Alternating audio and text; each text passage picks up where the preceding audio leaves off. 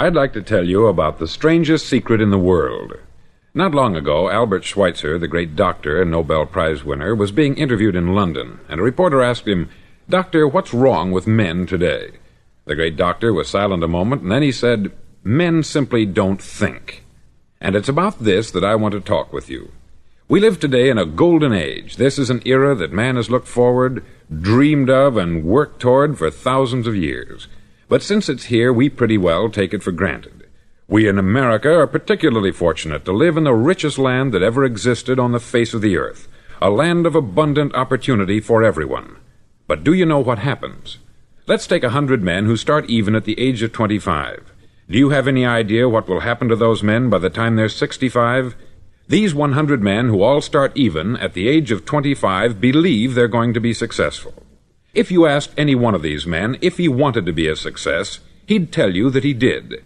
And you'd notice that he was eager toward life, that there was a certain sparkle to his eye, an erectness to his carriage, and life seemed like a pretty interesting adventure to him. But by the time they're 65, 1 will be rich, 4 will be financially independent, 5 will still be working, 54 will be broke. Now think a moment. Out of the 100, only 5 make the grade. Why do so many fail? What has happened to the sparkle that was there when they were 25? What's become of the dreams, the hopes, the plans? And why is there such a large disparity between what these men intended to do and what they actually accomplished? When we say about 5% achieve success, we have to define success. And here's the definition. Success is the progressive realization of a worthy ideal. If a man is working toward a predetermined goal and knows where he's going, that man is a success. If he's not doing that, he's a failure. Success is the progressive realization of a worthy ideal. Rollo May, the distinguished psychiatrist, wrote a wonderful book called Man's Search for Himself. And in this book he says, the opposite of courage in our society is not cowardice, it is conformity. And there you have the trouble today. It's conformity. People acting like everyone else, without knowing why, without knowing where they're going. Now think of it. In America right now, there are over 14 million people 65 years of age and over, and about 13 million of these 14 million are broke. They're dependent on someone else for life's necessities. Now, we learn to read by the time we're 7. We learn to make a living by the time we're 25. Usually, by that time, we're not only making a living, we're supporting a family. And yet, by the time we're 65, we haven't learned how to become financially independent in the richest land that has ever been known. Why? We conform. And the trouble is that we're acting like the wrong percentage group, the 95% who don't succeed. Now, why do these people conform? Well, they don't know, really. These people believe that their lives are shaped by circumstances, by things that happen to them, by exterior forces. They're outer-directed people. A survey was made one time that covered a lot of men, working men, and these men were asked this question. Why do you work? Why do you get up in the morning? 19 out of 20 had no idea. If you ask them, they'll say, everyone goes to work in the morning. And that's the reason they do it, because everyone else is doing it. Now let's get back to our definition of success. Who succeeds? The only man who succeeds is the man who is progressively realizing a worthy ideal. He's the man who says, I'm going to become this, and then begins to work toward that goal.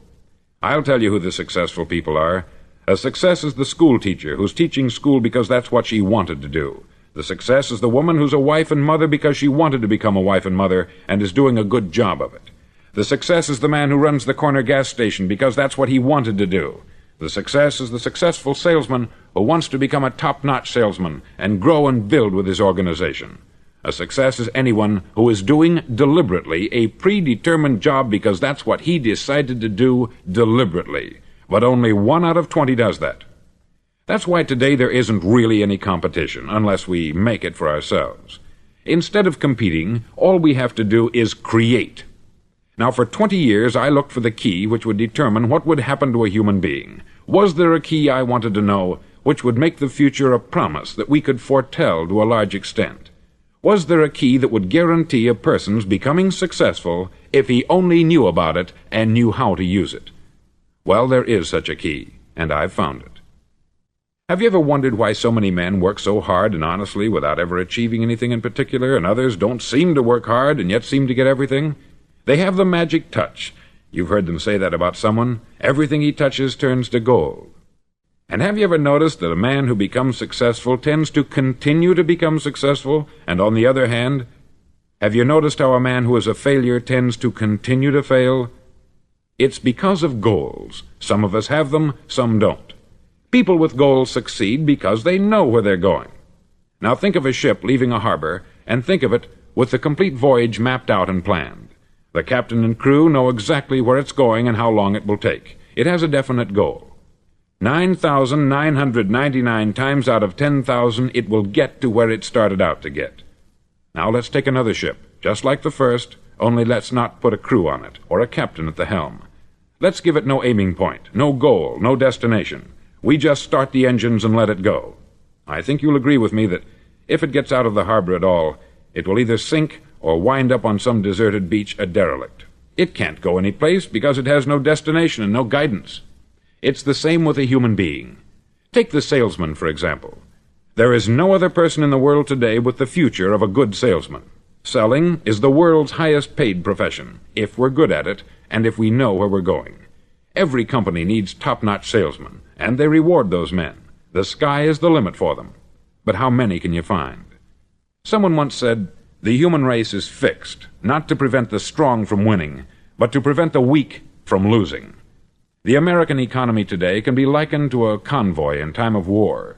The entire economy is slowed down to protect its weakest link, just as the convoy had to go at the speed that would permit its slowest vessel to remain in formation. That's why it's so easy to make a living today. It takes no particular brains or talent to make a living and support a family today. So we have a plateau of so-called security, if that's what a person's looking for. But we do have to decide how high above this plateau we want to aim for. Now let's get back to the strangest secret in the world, the story that I wanted to tell you today. Why do men with goals succeed in life, and men without them fail? Well, let me tell you something which, if you really understand it, will alter your life immediately. If you understand completely what I'm going to tell you from this moment on, your life will never be the same again. You'll suddenly find that good luck just seems to be attracted to you. The things you want just seem to fall in line. And from now on, you won't have the problems, the worries, the gnawing lump of anxiety that perhaps you've experienced before. Doubt, fear, well, they'll be things of the past. Here's the key to success, and the key to failure. We become what we think about. Now let me say that again.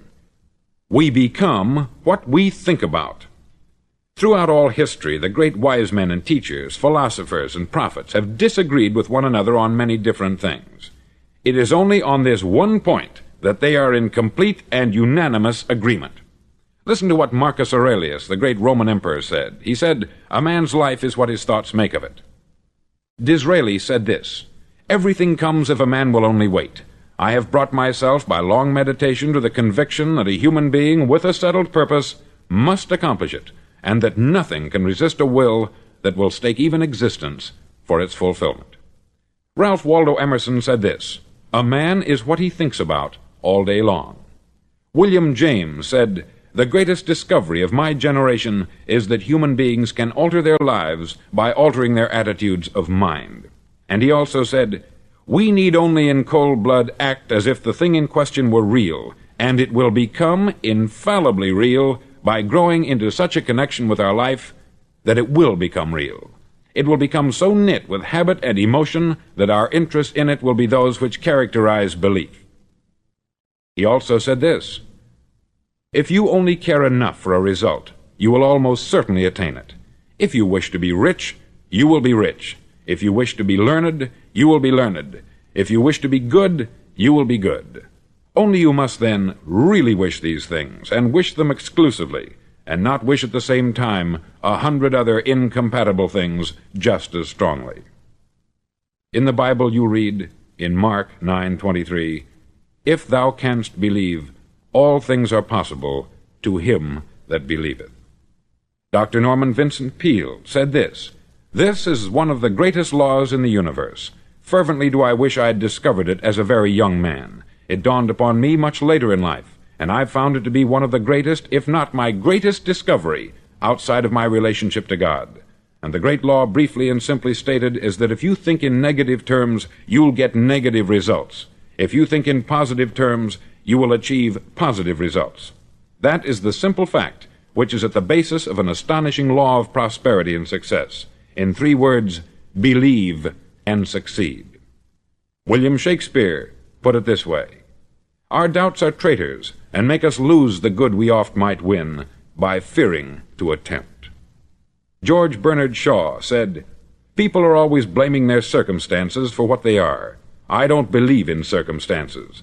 The people who get on in this world are the people who get up and look for the circumstances they want, and if they can't find them, make them." Well, it's pretty apparent, isn't it?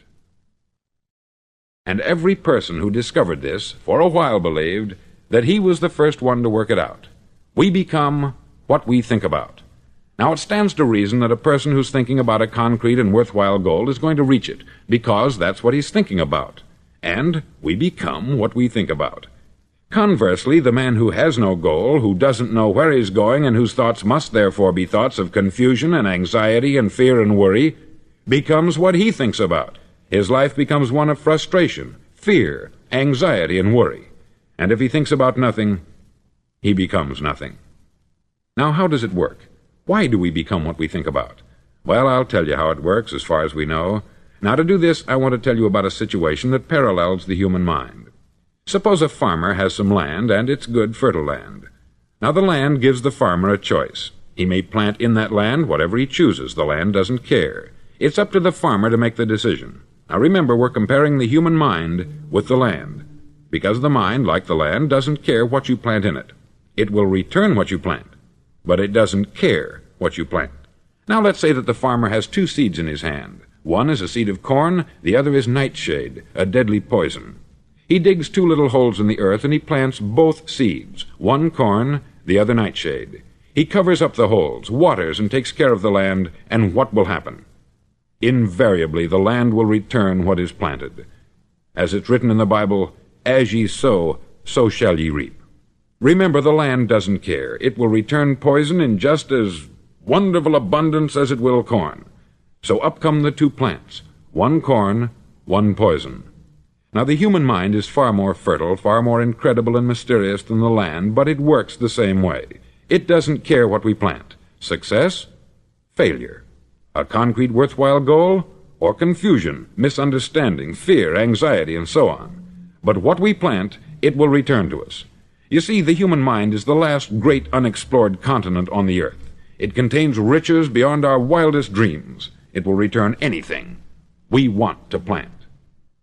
Now, you might say, well, if that's true, why don't people use their minds more? Well, I think they've figured out an answer to that, too.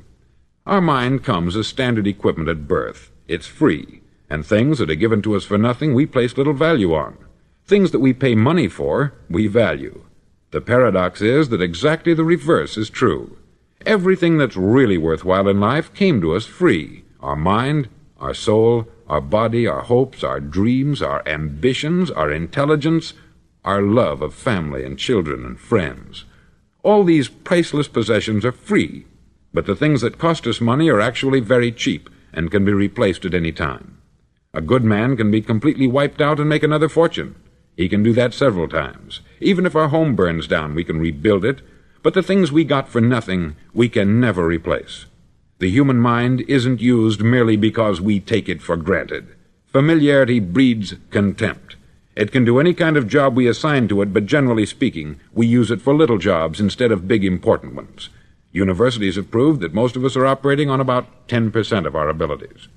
Decide now, what is it you want? Plant your goal in your mind. It's the most important decision you'll ever make in your entire life. Do you want to be an outstanding salesman, a better worker at your particular job? Do you want to go places in your company, in your community? All you've got to do is plant that seed in your mind. Care for it. Work steadily toward your goal, and it will become a reality. It not only will, there's no way that it cannot. You see, that is a law, like the laws of Sir Isaac Newton, the laws of gravity. If you get on top of a building and jump off, you'll always go down. You'll never go up. And it's the same with all the other laws of nature. They always work, they're inflexible. Think about your goal in a relaxed, positive way. Picture yourself in your mind's eye as having already achieved this goal. See yourself doing the things you will be doing when you've reached your goal. Ours has been called the phenobarbital age, the age of ulcers and nervous breakdowns. At a time when medical research has raised us to a new plateau of good health and longevity, far too many of us worry ourselves into an early grave trying to cope with things in our own little personal ways, without learning a few great laws that will take care of everything for us. These things we bring on ourselves through our habitual way of thinking. Every one of us is the sum total of his own thoughts. He is where he is because that is exactly where he really wants to be, whether he'll admit that or not. Each of us must live off the fruit of his thoughts in the future, because what you think today and tomorrow, next month and next year, will mold your life and determine your future. You're guided by your mind. I remember one time I was driving through Arizona and I saw one of those giant earth-moving machines roaring along the road at about 35 miles an hour with what looked like 20 tons of dirt in it, a tremendous, incredible machine, and there was a little man perched way up on top with the wheel in his hands guiding it. And as I drove along, I was struck by the similarity of that machine to the human mind. Just suppose you're sitting at the controls of such a vast source of energy. Are you going to sit back and fold your arms and let it run itself into a ditch?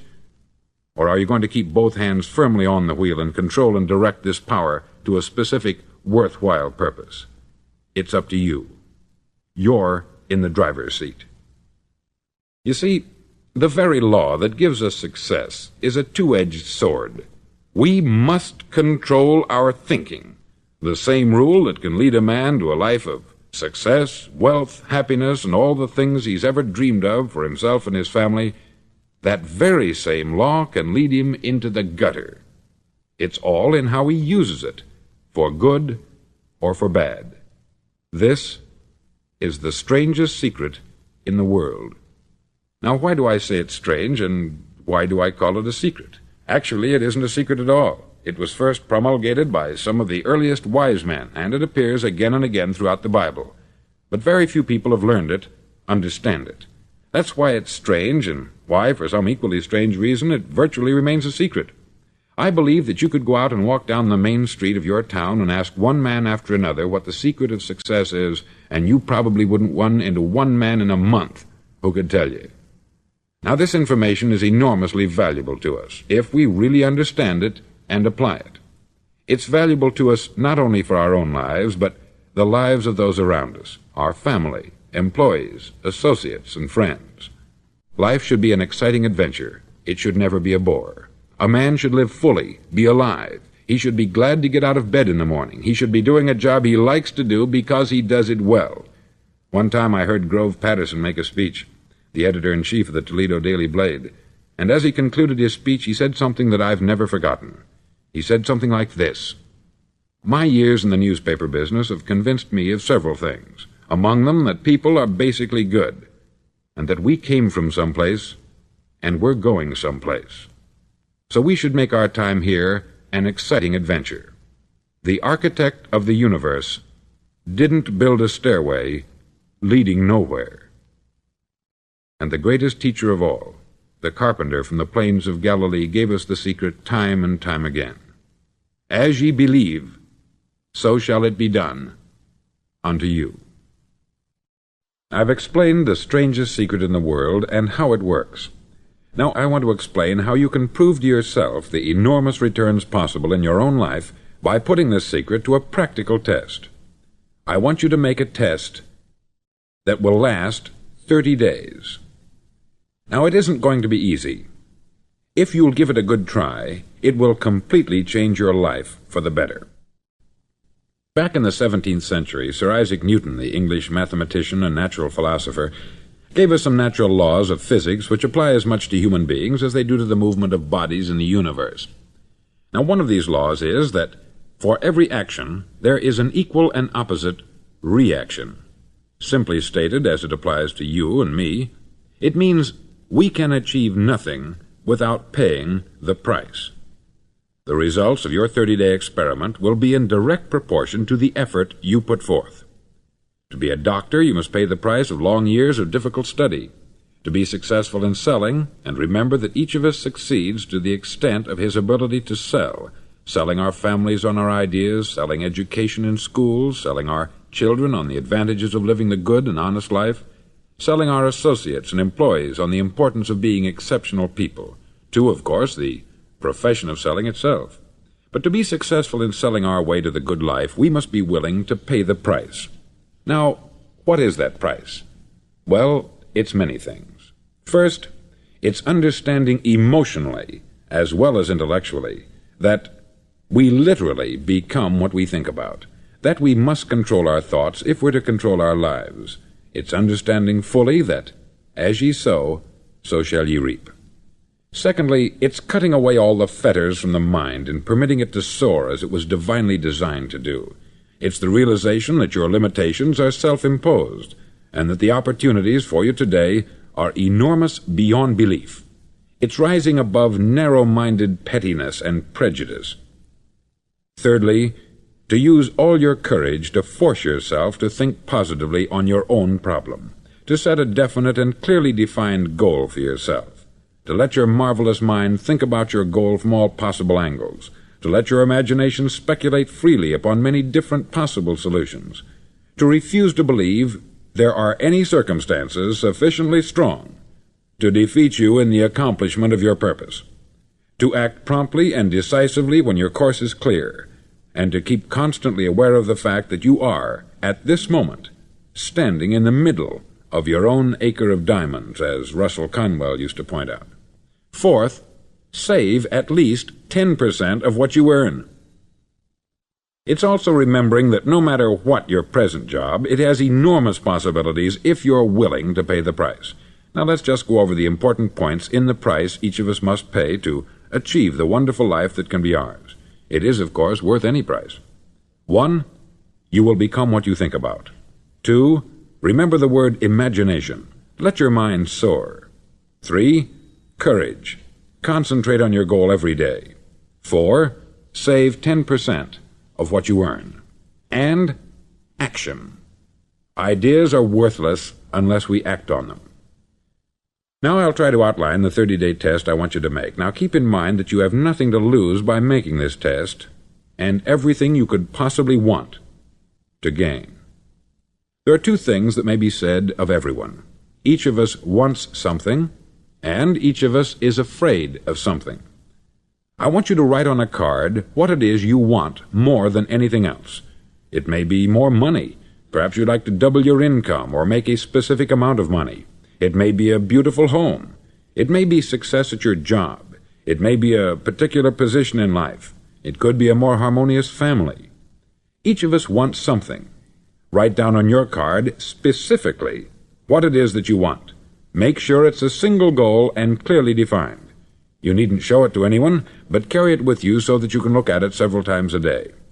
Think about it in a cheerful, relaxed, positive way each morning when you get up, and immediately you have something to work for, something to get out of bed for, something to live for. Look at it every chance you get during the day and just before going to bed at night. As you look at it, remember that you must become what you think about, and since you're thinking about your goal, you realize that soon it will be yours.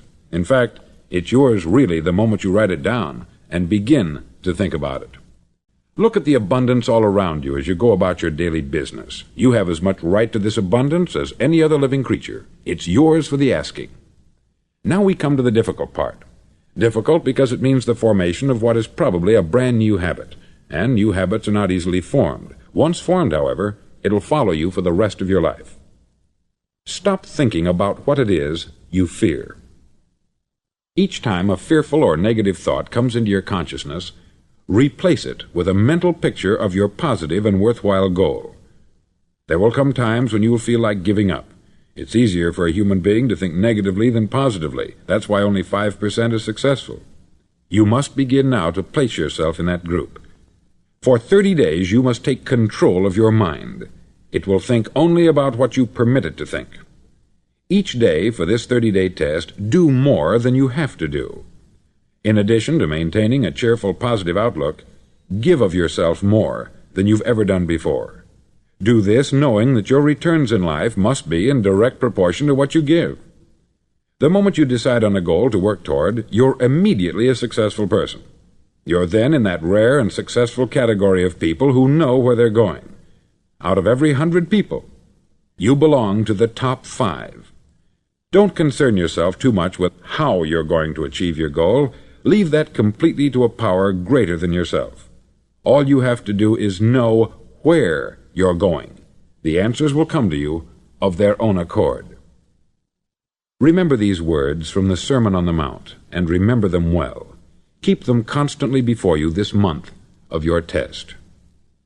Ask, and it shall be given you. Seek, and ye shall find. Knock, and it shall be opened unto you. For every one that asketh receiveth, and he that seeketh findeth, and to him that knocketh it shall be opened. It's as marvelous and as simple as that. In fact, it's so simple that in our seemingly complicated world it's difficult for an adult to understand that all he needs is a purpose and faith. For 30 days, do your best. If you're a salesman, go at it as you've never done before, not in hectic fashion, but with the calm, cheerful assurance that time well spent will give you the abundance in return you deserve and want. No matter what your job, do it as you've never done it before for 30 days. And if you've kept your goal before you every day, you'll wonder and marvel at this new life you've found. Dorothea Brand, outstanding editor and writer, discovered it for herself and tells about it in her fine book, Wake Up and Live. Her entire philosophy is reduced to the words, act as though it were impossible to fail. She made her own test with sincerity and faith, and her entire life was changed to one of overwhelming success. Now you make your test for 30 full days. Don't start your test until you've made up your mind to stick with it. You see, by being persistent, you're demonstrating faith. Persistence is simply another word for faith. If you didn't have faith, you would never persist. If you should fail during your first 30 days, by that I mean suddenly find yourself overwhelmed by negative thoughts, you've got to start over again from that point and go 30 more days. Gradually your new habit will form until you find yourself one of that wonderful minority to whom virtually nothing is impossible. Don't forget the card. It's vitally important as you begin this new way of living. On one side of the card, write your goal, whatever it may be. On the other side, write the words we've quoted from the Sermon on the Mount. Ask, and it shall be given you. Seek, and ye shall find. Knock, and it shall be opened unto you.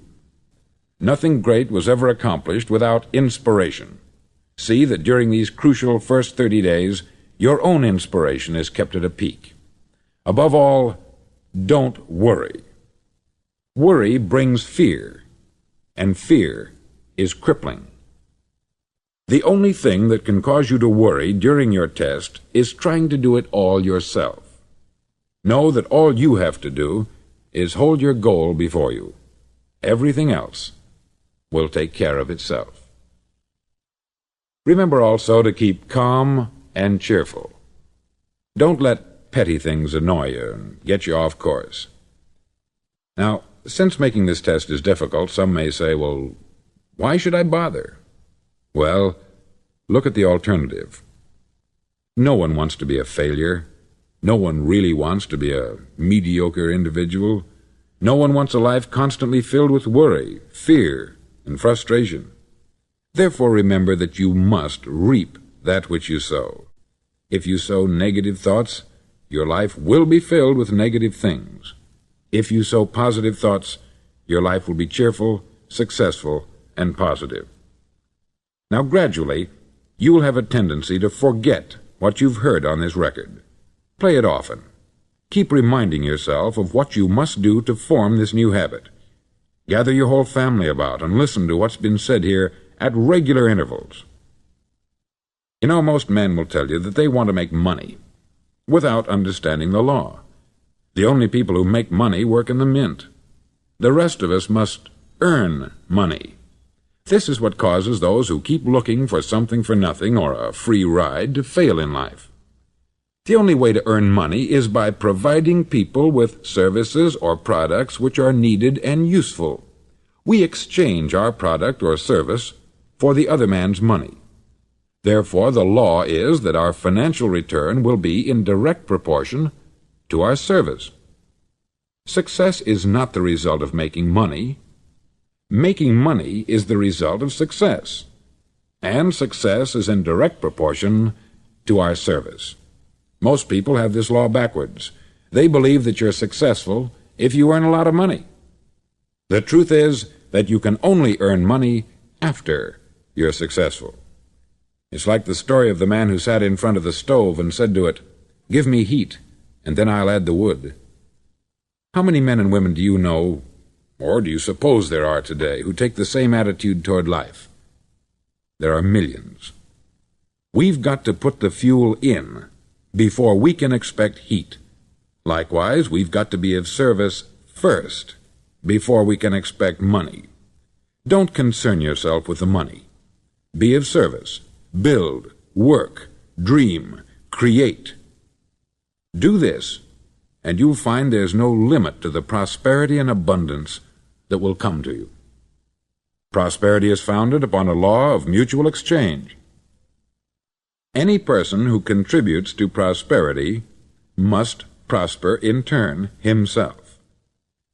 Sometimes the return will not come from those you serve, but it must come to you from someplace, for that is the law. For every action there is an equal and opposite reaction. As you go daily through your 30-day test period, remember that your success will always be measured by the quality and quantity of service you render, and money is a yardstick for measuring this service. No man can get rich himself unless he enriches others. There are no exceptions to a law. You can drive down any street in America and from your car estimate the service that's being rendered by the people living on that street. Had you ever thought of this yardstick before? It's interesting. Some, like ministers and priests and other devoted people, measure their returns in the realm of the spiritual, but again, their returns are equal to their service. Once this law is fully understood, any thinking person can tell his own fortune. If he wants more, he must be of more service to those from whom he receives his return. If he wants less, he has only to reduce this service. This is the price you must pay for what you want. If you believe you can enrich yourself by deluding others, you can only end by deluding yourself. It may take some time, but just as surely as you breathe, you'll get back what you put out. Don't ever make the mistake of thinking you can avert this. It's impossible. The prisons and the streets where the lonely walk are filled with people who tried to make new laws just for themselves. We may avoid the laws of man, but there are greater laws that cannot be broken. An outstanding medical doctor recently pointed out 6 steps that will help you realize success. 1. Set yourself a definite goal. 2. Quit running yourself down. 3. Stop thinking of all the reasons why you cannot be successful, and instead think of all the reasons why you can. 4. Trace your attitudes back through your childhood and try to discover where you first got the idea you couldn't be a success, if that's the way you've been thinking. 5. Change the image you have of yourself by writing out a description of the person you would like to be. And 6. Act the part of the successful person you have decided to become. The doctor who wrote those words is a noted West Coast psychiatrist, David Harold Fink, M.D. Do what all experts since the dawn of recorded history have told you you must do. Pay the price by becoming the person you want to become. It's not nearly as difficult as living unsuccessfully. Make your 30-day test. Then repeat it. Then repeat it again. Each time it will become more a part of you until you'll wonder how you could ever have lived any other way. Live this new way, and the floodgates of abundance will open and pour over you more riches than you may have dreamed existed. Money? Yes, lots of it. But what's more important, you'll have peace. You'll be in that wonderful minority who lead calm, cheerful, successful lives. Start today. You have nothing to lose, but you have a life to win, to win, to win.